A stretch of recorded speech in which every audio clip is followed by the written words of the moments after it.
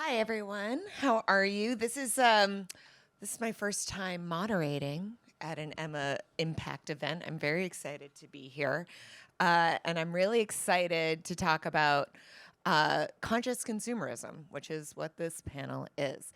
For me as a parent, as just a human being on this planet, living in a world and a culture where we are really taking in so much, buying so many things, I find myself constantly asking, like, what am I buying?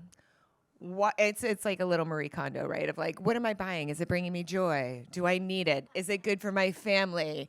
And then now we really are expanding our minds and saying, what is it doing to our environment? And really looking at the way that we are buying things, especially like post-pandemic. It's so easy to click a button and stick it in a box and ship it. So it's a lot of questions. This is what we're here to talk about. I think it's hard to find answers, right? But I think sitting down with people who are sort of at the heads of what they're doing, we can demystify some of these trends. We can look at the products themselves and what we're purchasing and why we're doing it. And I don't know, maybe I'll walk away with a little bit better idea of how we can be better, right? So let me bring out our speakers. We are going to speak to the chairman of one of my family's favorite companies, Clover Sonoma, Marcus Benedetti. Marcus, come on out. There he is. Hello. We're also really excited to talk to Executive Vice President of Global Marketing for John Paul Mitchell Systems, Tania Kingsrud. Hi, Tania. And then we've got the head winemaker for Rita Reserva Wines, Óscar Salas. Hello, hello, hello. Hi. I'm going to pretend I wasn't just speaking to you all backstage. So let's start this off. Marcus, talk to me about what the words conscious consumer, what those words mean to you. Yeah, thanks. Great being with you all. You're probably wondering, what is a dairy doing up here, right? But if you think about it, the dairy industry is a $750 billion a year industry. It's 3.5% of US GDP. So you can imagine the environmental, economic, and social impact of our industry. It's a monstrosity, right? To put that in perspective, we're $250 million a year. So if I did the math right, we're 0.0003% of our industry. But we can affect change in our industry through profound ways. Even though we're tiny, we don't have the buying power or the scalability, but we can move an industry forward in a lot of different ways by branding and telling a message directly to the American consumer. To put it in perspective, by and large, not everyone in our industry, goes about their business by producing the cheapest gallon of milk to turn it into different products. So you can imagine the impact of doing that on cows, on labor, on a whole array of economic issues. So we decided to flip the paradigm. Let's create the most expensive gallon of milk and get credit by telling the American consumer why we're doing it. We're trying to create that social compact with consumers who have a holistic expectation in terms of why they're buying food. They want to know how the cow's being treated that produces a product. They want to know how the land's being treated that produces a product. They want to know how the family farm is being compensated. Can they go another generation like our company's been fortunate enough to?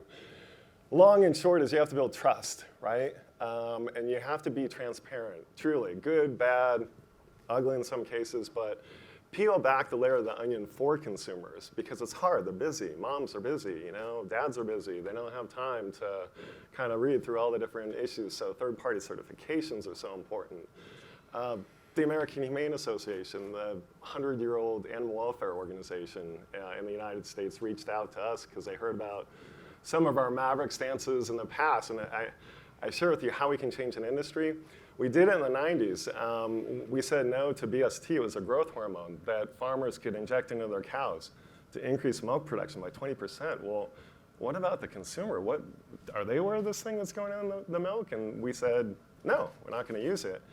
And therefore, every company, by and large, had to not use it over time.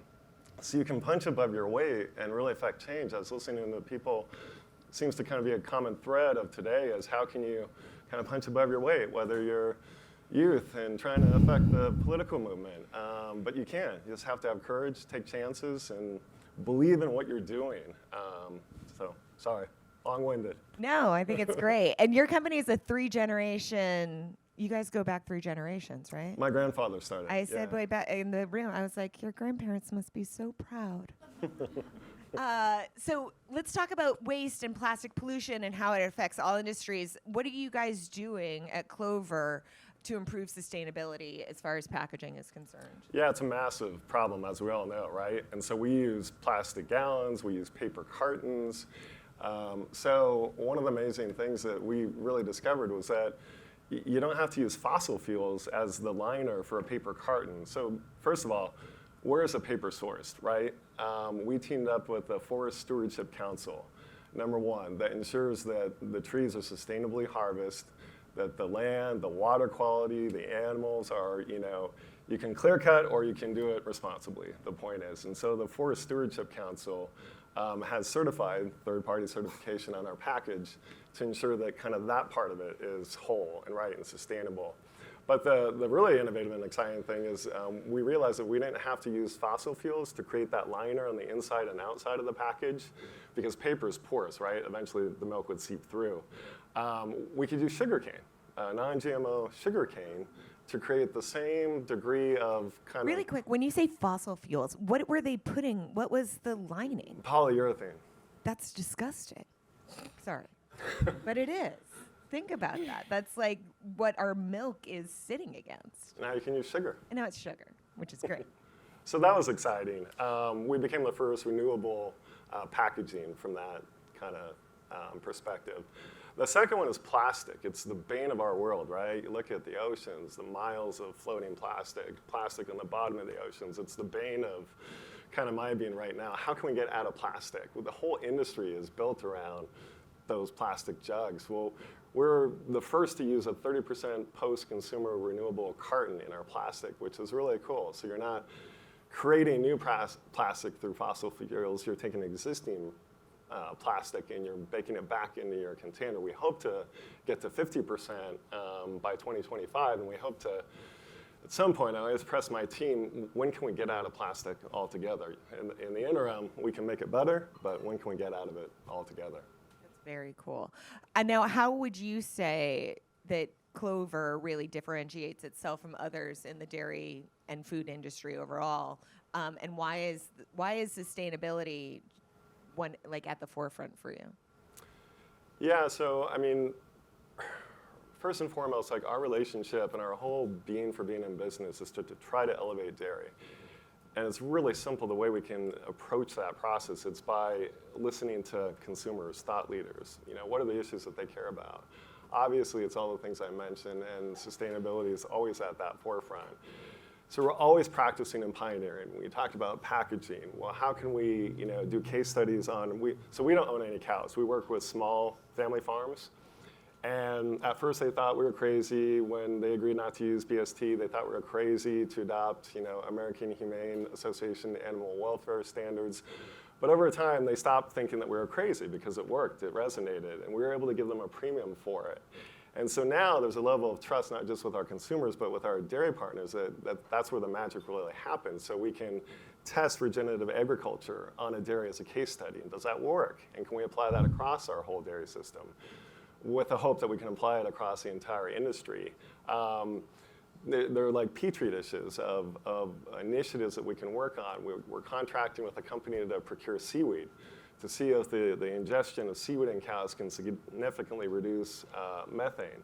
And so it's really fun because it's real, we make mistakes, but yeah, we're always trying to plow forward. And it feels like you're expanding your company with like an overall sort of holistic approach, even with what your products are. We were talking about your moon milks that you guys are introducing, which is, correct me if I'm wrong, it's with like adaptogens, and it's so exciting. Yeah, it's really exciting. I think you guys are all going to taste it today.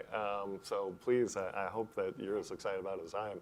We have our first national launch with those products in Whole Foods Market, which is really exciting because we were a regional company before. But as we can hopefully scale, we can hopefully have more impact with some of the initiatives we're talking about. Very cool. Very cool. All right, Tania. Hi. Clean beauty, the buzzword of 2021, 2022. Clean beauty. And it's so exciting to me to talk to you. My mom was a Paul Mitchell hairspray. Everyone says that. Everyone is like the smell of. But we are not spritz. just your mom's shampoo, and I'm here to talk to you about that today. But God bless you of your word. That smell is like home to me. It is. So it's thrilling to talk to you today, and I'm really excited to hear how you guys are venturing into the world of clean beauty as a staple of the 80s, which was less clean. Yes. So, first of all, thank you for having me, Marcus. That was awesome. I feel like that was amazing. You're doing great things out there. So I was really impressed with all the great things you're doing. And it's really hard to follow doctors because I'm a marketer, but I'm going to try my best. So yes, clean beauty. So yes, your mother's shampoo. We've been around since 1980. Angus Mitchell is here. I feel like you guys heard from him today. I'm very proud of our brand. Oh my gosh, I just did a boo-boo. Okay, I'm a pro, I promise. Can you still hear me? That's how excited she is. Okay, that's what I said. So yes, actually, so John Paul Mitchell Systems was really founded on all of the pillars that we're hearing today. Sustainability, being good to the planet. We were one of the first brands to be cruelty-free. I think we were the first brand in professional beauty to be cruelty-free. I think it was back before Leaping Bunny and all of that. Before it became, we had a solar car. Angus's father, Paul. You can actually go to the Automotive Museum and see it. We had solar panels on our manufacturing facilities. It's just part of our brand DNA since the 80s, which is so, so cool. And then now here we are, and guess what? It's the cool marketing thing to do, right? Everyone's like, what are you doing? Are you sustainable? Great news, we are. And so because we were founded on that, clean beauty really is just a very natural progression of what we were already doing, but just really amplifying that. And of course, I'm here to market. I'm here to help sell our products, and it is designed to really tap into that new consumer, that younger generation, that younger millennial, and that Gen Z, because yes, your mom knows about it, my mom knows about it, I know about it, but now my kids know about it. And I have 2 Gen Zs in my house, and I can tell you, I think it was the great Whitney Houston who sang, I believe the children are our future, teach them well, let them lead the way. They are global citizens. They care about this even at a young age. When I first started working at Paul Mitchell 5 years ago, when they were both under 10, they said, whoa, whoa, whoa, do you guys test on animals? I said, absolutely not. That mattered to them. It's so interesting. So I have a 14-year-old, right? And while they are global citizens and testing on animals is maybe the thing that they care most about, she also wants to put every single thing on her skin all the time. And I'm like, it's garbage. You cannot, it's so terrifying to me that while on one level they can have this global awareness. So for me, having options for clean beauty is imperative because absolutely with TikTok, with everything, they are so excited. She has more makeup right now than I do. That was a great transition to this slide. Great job, because it's true. You see it on social media. Newsflash, the kids don't know this. A lot of things you see on social media is a lie. What? So it is. So you really, and it's tough. And working in clean beauty, I can tell you, it is tough because clean. What is clean? What does it mean to everybody? I can tell you what it means to us. It means that we source our ingredients from ethical resources and manufacturers. We have clean energy manufacturing. Clean beauty is actually made in a biodynamic farm in Italy, which I want to go visit someday. They even make olive oil. Fantastic. We need a field trip. I know. We should. You guys, field trip. Debbie? We'll do it. So we'll go. And it's all about renewable energy and how they grow the ingredients, and then it goes right into the packaging, right? We do have plastic, right? We make shampoo, and we're constantly looking into new options. So our research and development facilities, actually we call it the Product Innovation Center, and that's what they do. They're constantly looking for innovations in ingredients, in packaging. And we have goals. Can we be aluminum? What can we do? But what can we do now? Well, we can have lower profile caps. We can use sugarcane packaging, which we also do for clean beauty. Cool. And we're the first beauty brand to do that. Nice. So me and Marcus are. That's so great. So it's really cool. And, we're doing our best. We're doing our best to it's constantly changing. It's constantly evolving. And we're always out there looking for what's new. So that's what clean beauty means to us. Vegan formulations. Again, no animal testing. It's important. And just making sure that our ingredients are coming from places that we trust. And in the manufacturing world, I'm sure you guys are all feeling it right now. there's this huge problem with supply and demand, right? And that's important because what's happening is everything it's hard to get across the board, whether it's Nilla wafers or even some of our products. And so now what do? We got to keep that supply going. Guess what?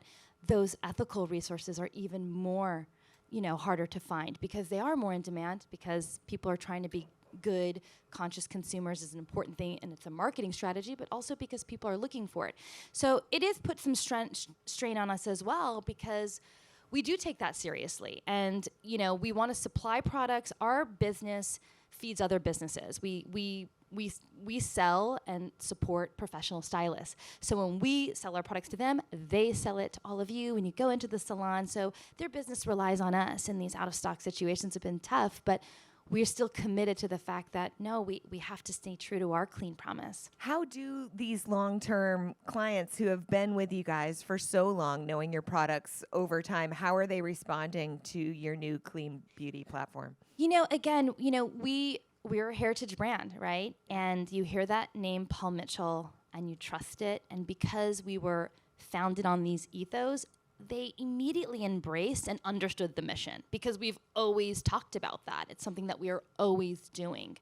Our founders, they're always out there advocating on behalf of the environment. And so they immediately were they loved it. And not only did they love it because it was appealing to them and it's part of our ethos and it's why they're already in business with Paul Mitchell to begin with, but because, again, we're supporting them with products that we know are going to reach that young consumer because, again, their business thrives from our business. So by putting those clean manufacturing, vegan, clean formulations, talking about our sugar cane packaging, it's that pretty soft pastel color and those flowers growing out of it, that's going to appeal to a new customer and consumer set for them and bring more people to them and help their businesses thrive.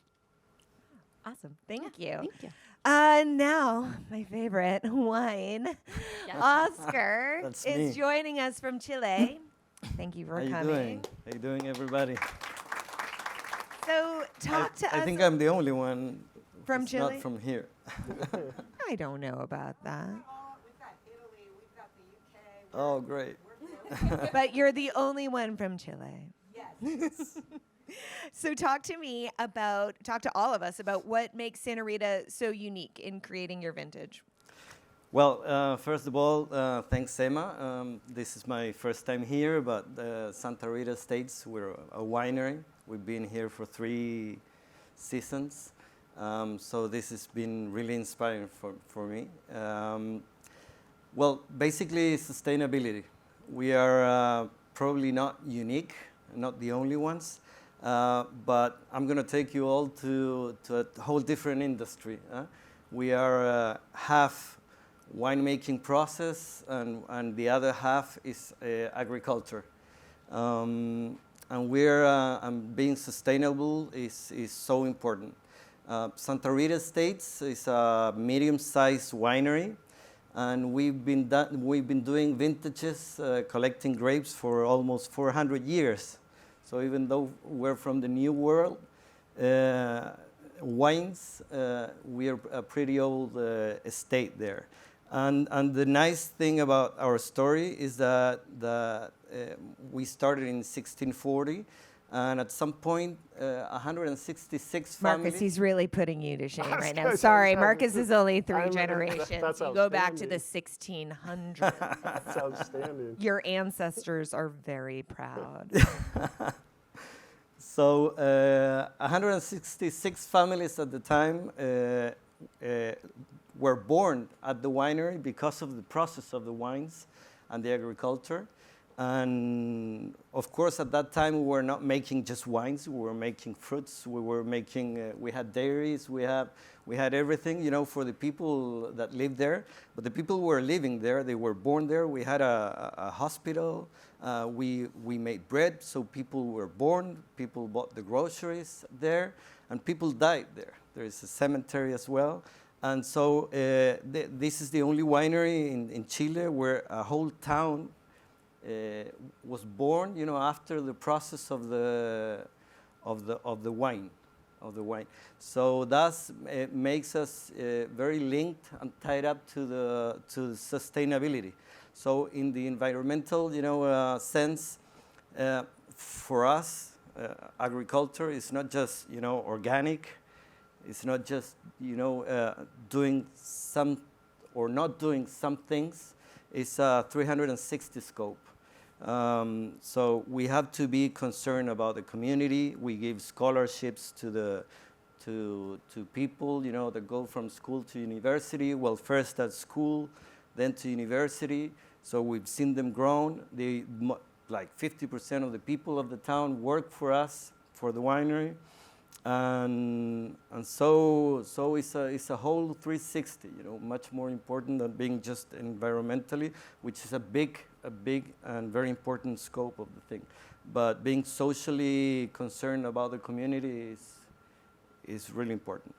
Now, I would say, and I think everyone here would agree, that lack of water is probably one of the biggest problems that we are facing as a global community. How does an agricultural company like yours, how do you manage that?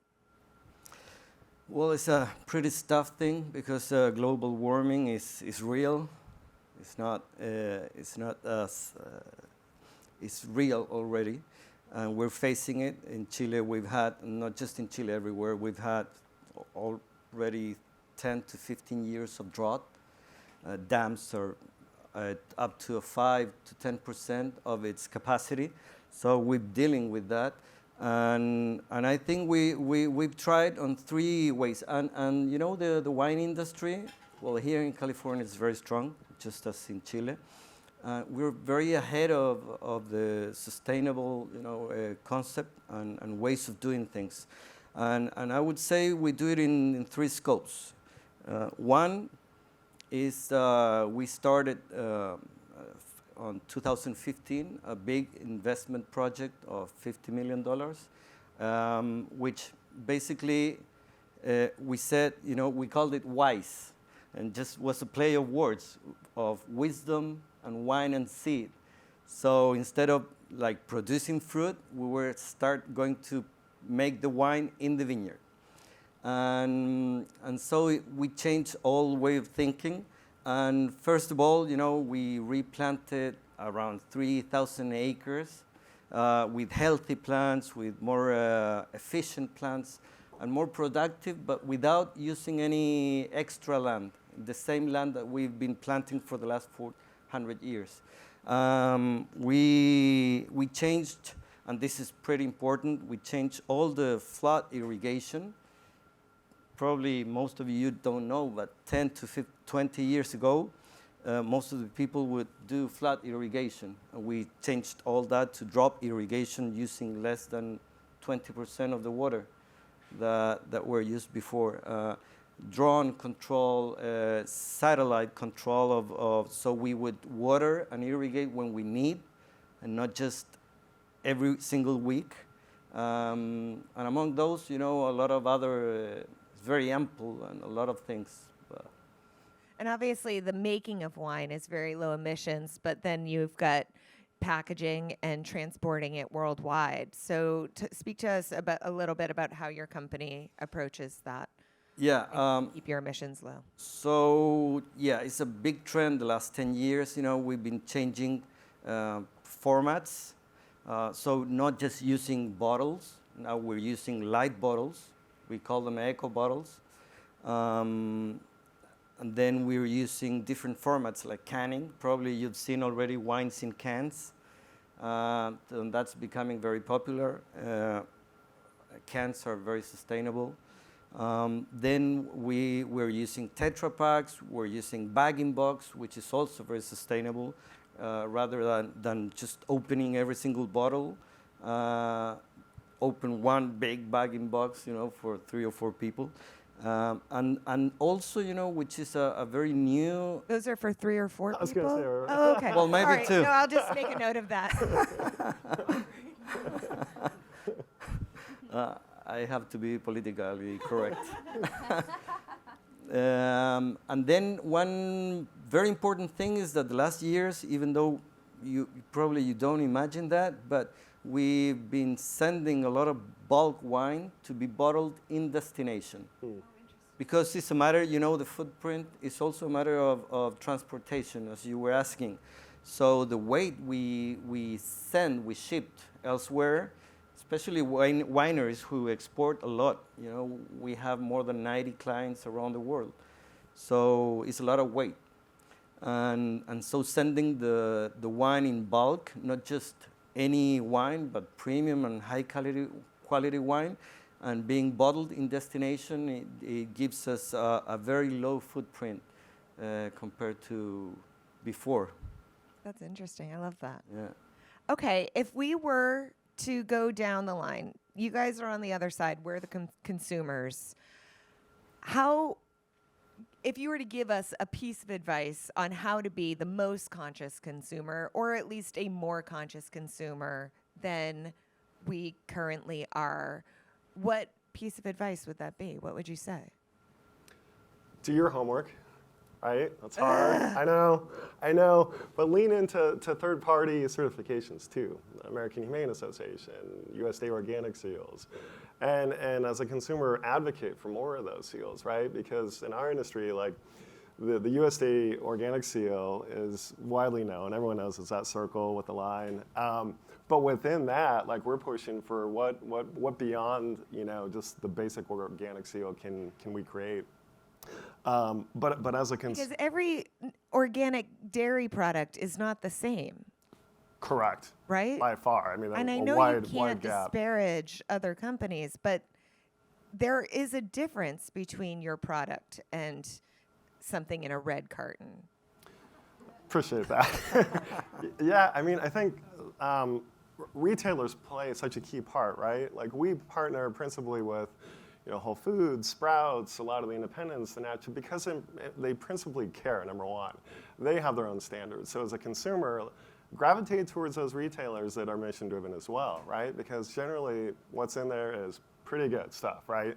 So I would say number one, that. Number two, do your homework, even though it takes time, right? Take the time to read. I know research, because you're right. I mean, the whole kind of concept of dairy is that they want it to be ubiquitous, right? They don't want the big dairy, in my estimation, they don't want anyone asking those questions, right? And so as a consumer, I love it when people ask a provocative question like, well, how much water do your cows drink? Like, and be open and transparent and honest with that. And then just, you know, again, take that model for consumers and hopefully they walk that across the board to all their food systems, not just dairy. Would you say your cows are happy cows? You know, yes, number one. You know, they're out. You think about Northern California, Sonoma, Marin, Mendocino They're living their best lives. They're right next to the ocean. They're like truly living my dream. I drive past those like pastures and I'm like, what did I do wrong?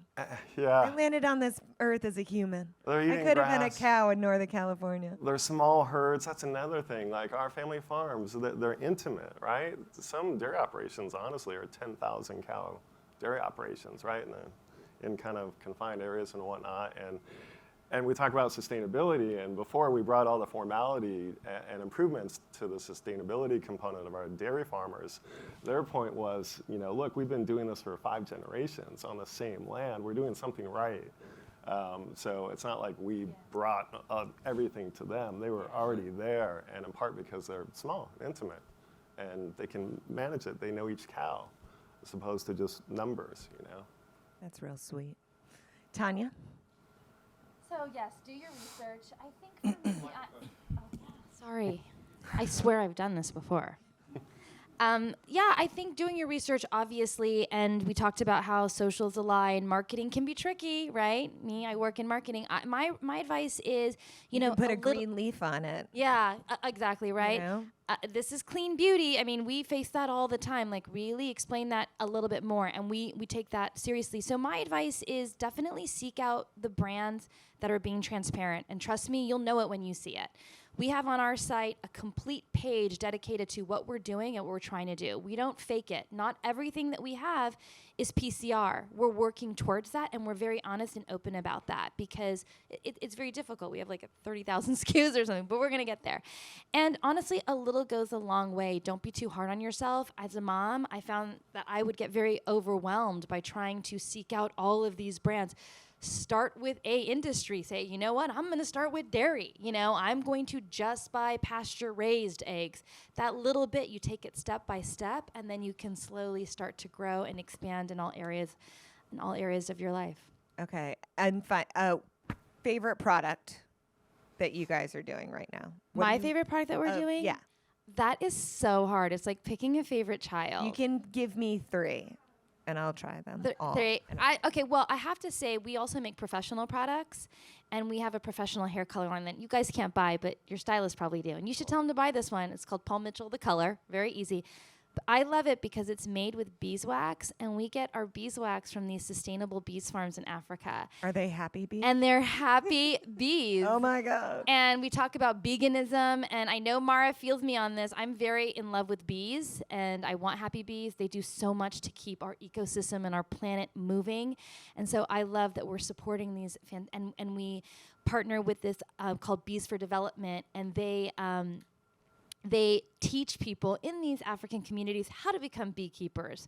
So it's this whole ecosystem, and it's going into our hair color. It's so cool. So that's my favorite product because I love that rich story. I love Clean Beauty. It's a fantastic product. They're all great. Anti-frizz, hydration. And also, I mean, I'm classic. I like our Awapui shampoo, which has been around. Yeah, that's the one that the smell, and it's made from this sustainable farm in Hawaii, which is again that we've had for so long, and it's so cool. The same people have been running this farm for so long, and that's where we get our Awapui, and it's been it's been in the top 5 best-selling products for 40 years. I mean, truly, my mom is going to be like gobsmacked that I was talking to you. Yeah, it's cool. It's so a real those are my moment. favorite products amongst several others. Thank you for asking me that question. That was Of course. You Oscar, you just give me a thought, and it's rare that I get a thought, so I have to. please share. Let it release it. Hopefully, better answer your question. You brought up, outside of parents choosing their pediatrician, the most critical decision they make is, once their kids get off, their mom's milk or formula is what brand of milk are they going to give them, right? I think that's the most important decision. And so whatever their criteria and how they apply that decision to choosing dairy, hopefully they can apply that to kind of all the consumer goods. 100%. Marcus, actually, what's your favorite product at Clover? Ice cream. Right? Yes. That's sorry, ice cream. all right. Oscar, advice for all of us on how we can be better consumers for our planet. Yeah. Well, I don't know what to say to people. We are, in fact, I would say that the industry, we've been very good listeners. Probably because we export a lot. As I said before, more than 90 countries in the world. So our own internal regulations go far beyond, what governments do, at least in my experience. So, and we know the consumer, cares about what is drinking in the table. So is concerned about social community, as I said before, is having vegan wines, is being organic. We're making now wines with 0 alcohol, low alcohol wines. Boo. Well, there is always a niche, for everything. We have to make up with the Okay, $4. fine, We have to make everybody happy. I guess there's lactose intolerant people too. I get it. You asking me to tell something to the consumer. Basically, we want, that consumer. We know they want to know, as they want to know, from lawmakers, what's happening. We know we have the same responsibility to them, and that's why we go beyond that. I think the wine industry and the agricultural industry with the wine is very responsible on that. And we really take care of the 360 scope, where this year 98% of the water went back to the plants, 93% of all the solid wastes were recycled. That's a lot to say. We've had revolutions. I'm not going to get too technical, but we've had revolutions the last 5 years. To make a wine, you have to filter it. And for filtering the wine, we had to use tons and tons of a certain, it's called diatomaceous earth, a microscope algae. So, after using it, these tons and tons of waste would go to the soil, and they seal the soil. They put a lot of nitrogen in the soil, and finally contaminates the soil because it doesn't let any plant to grow anymore. So, and we don't use that anymore. We went from tons and tons to zero. Wow. That's great. That's really great. Congrats. What is one of your favorite products right now that you guys have? Santa Rita wines. But which wine? What are we going for? Are we going for? Well, yes. On the dinner on Thursday, we had a white, a 120. That's the brand. That's the #1 brand in Chile. All right. Yeah, and it's after 120 because Santa Rita is also national monument because we fought on the independence wars. Oh wow. So the winery has 15 underground cellars, really underground. And when the Spaniards, in a battle, we were defeated, and when the Spaniards came and tried to kill, all these patriots, the owner of Santa Rita estate kept them for 3 or 4 months in the underground cellars. So we saved them, and then those 120 patriots killed back the Spaniards and got the independence. That's fantastic. So we were a hospital for 1 year. That's so great. When my great-grandparents came over from Italy, they bought a wine press with them, and we've been making wine for all those generations. But it hasn't improved in all those generations. It still takes the enamel right off your teeth, so maybe we can tap Fair notes. I'm going to open it up to all of you guys. If there's any questions out there for this incredible panel of guests, please. There we go. Where you go? Over here.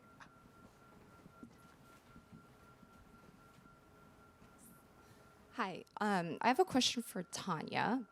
I like what you guys are doing and how you are, I guess, sticking with your DNA of your brand ethos about being clean, etc.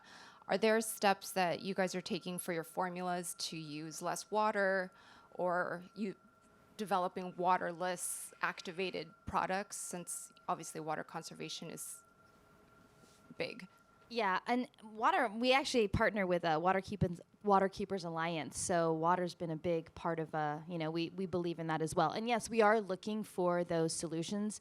I think with the waterless is always the packaging as well.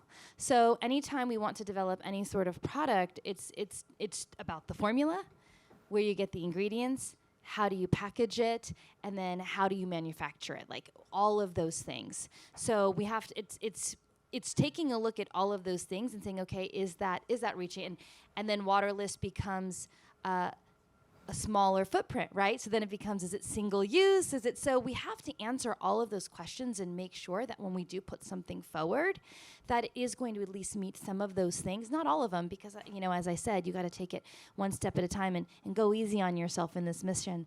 But waterless is a big part of what we are. We do have bars. That's another way that we can do. We have a shampoo bar, so that's one way you can be more eco, and you can also package that in something a little bit different, because you can use paper, and we use FSC and all of that. So it is definitely something that our innovation team is looking for. It's like a bar that you... Yeah, exactly. Cool. Exactly. And it's easy to travel with. Yeah. That's the cool thing. And men really like it. So men really like it. So I'm not surprised you like it, Marcus. So yes, we are. And gosh, I don't like to talk about too much because it's the Product Innovation Center, and I'm not supposed to say anything. It's under lock and key, but we This do is look the at vault Really right good. now. We do look at Aside things. from all good information that we can share Yeah. with friends, anything else is vaulted. And one of the things that we want to look at too is how you can do smaller concentration formulas, right? That's a great way. So we're also developing that as well. I mean, you see that in cleaning products, right? Where you can you just add a drop and add the water, right? That's a great way to do it as well. So yes, a lot of hair care products are predominantly water. So when you look at the ingredients, it's like this is a big part of what it is. I wish the person from R&D was here. Mental note for future, you would love them, because they can really talk about all of those things in a much more eloquent way than I can as that marketer. But yes, the short answer is yes. It's on our agenda. Hey there. Thank you so much for this awesome panel. Really, really appreciate it. Marcus, question for you real quick. Yeah. It's going to sound like a troll-like question. I'm not a troll, and this comes from my place of ignorance. I see that I think you said 30% is post-consumer in your gallon milks, but why do we need to have, since we have the cardboard cartons, why aren't there cardboard gallons? Is it a shipping thing? Is it a perception thing? Yeah, that's a great question. That's what I always ask my team. How can we put a gallon in something better than plastic, I think? And it purely is, it's a weight kind of physics kind of riddle that we haven't figured out yet, unfortunately. But yeah, can we put it in a box with a handle and do the same kind of renewable carton as we do in the half gallons? It's very frustrating. I share your frustration. Yeah, really good question. We have that same challenge actually because we have gallons of product, right? So we have that same problem, and some of our products, because of the formulation that's in it, you also have to, it has to be able to pass stability and compatibility. Does that formula work within that?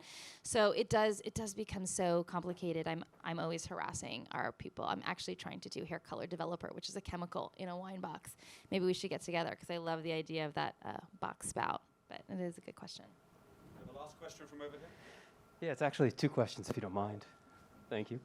I am not a smart consumer. I don't do my homework. I would probably guess most of the people online don't necessarily do their homework as well. So for people that don't have the time to do that, how do we know that both your brands are sustainable, but also in generally beyond just your companies within your industry? What should we look for? So that's sort of question number 1. Number 2 is, what's next on your sustainability journey? You've talked about all the great progress you've all made. What's that next step? Well, I will say, I think you are because you're here. So I do think that you are a conscious consumer. Don't be too hard on yourself, right? You're here. And I think, again, for me, my advice on that is transparency. And again, you don't have...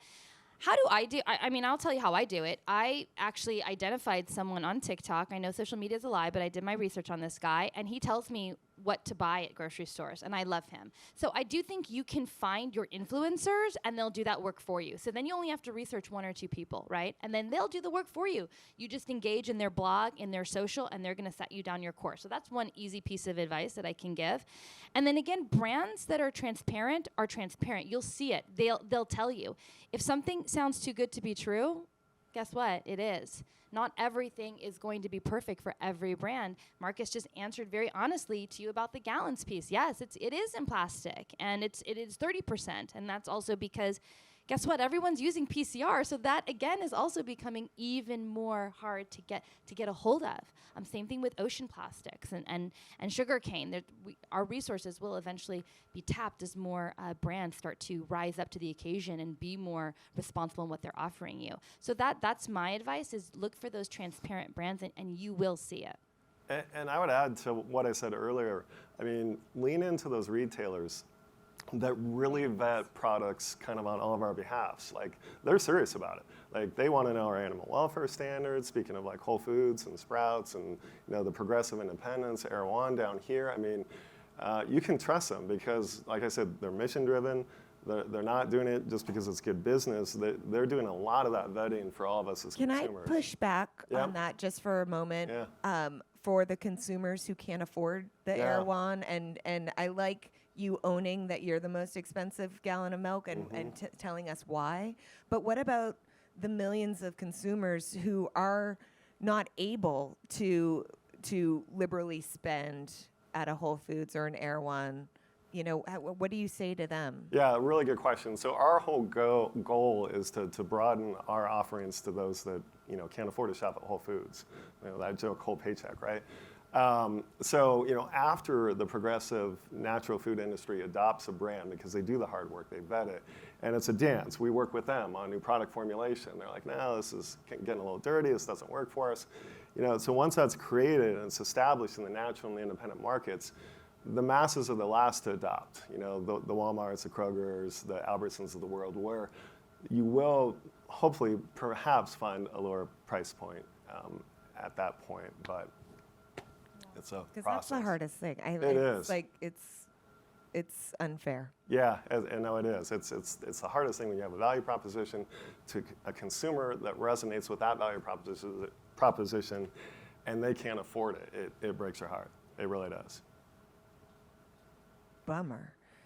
But Trader let's Joe's? go Trader back to Joe's? speaking to what's next for you guys on the sustainability front. What is your next challenge that you're hoping to overcome? And Well, in the wine industry, well, you were asking, we don't stop. Well, nobody stops, because this is somebody said, well, everybody has said it, these 2 days.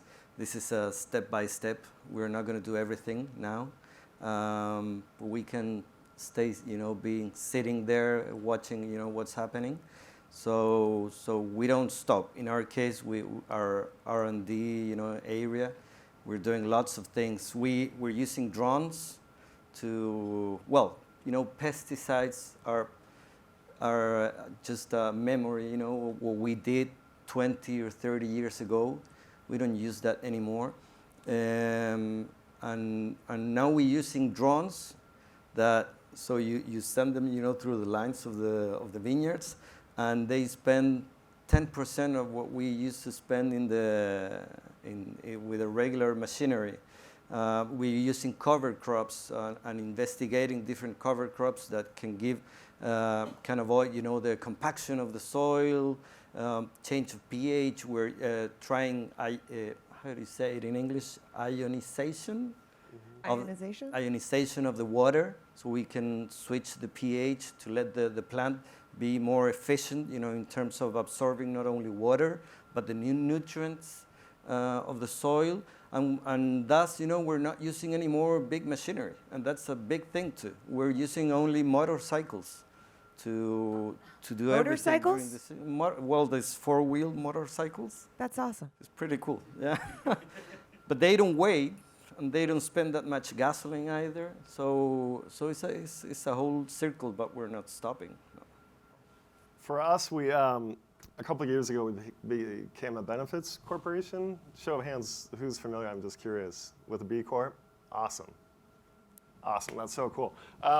So the good news was we passed the score to become a benefits corporation. The other good news I always say is that now we're committed. Like, giddy up, because you can never go backwards. You always have to improve upon your score. So to us, that's given a lot of kind of formal structure to kind of maintain the concept of the triple bottom line, like take care of everyone else, and hopefully you'll be taken care of as a result as well.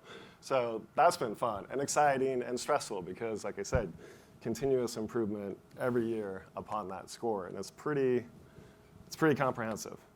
How you treat your employees, your suppliers, everybody. So it's a really cool concept, and again, really heartening to see how many people are familiar with that. It's awesome. It's nice to be held accountable. Yeah. And to constantly strive to be better. Yeah. Oh, I'm gonna get that last question. All my questions have been asked. What about you, Tania? So right now, our core focus, I would say, is transitioning all of our bottles into 100% PCR. So that's what we're working on, and it is a big. It seems like, well, shouldn't you have done that already? It's very hard because we have so many SKUs. We have 7 brands underneath our JPMS umbrella: Tea Tree, Paul Mitchell. So we started with Tea Tree, and Paul Mitchell's next. We're kind of taking it bite by bite. So that's one of our big missions. We're also looking to reduce our carbon footprint and our emissions, and that's a corporate. We actually have a report card online that talks about everything we're doing across all of our pieces of business, whether it's in manufacturing or our philanthropic partners or where we source our ingredients, just making sure this is where we're at, this is where we want to get to. And we keep just grading ourselves in a report card.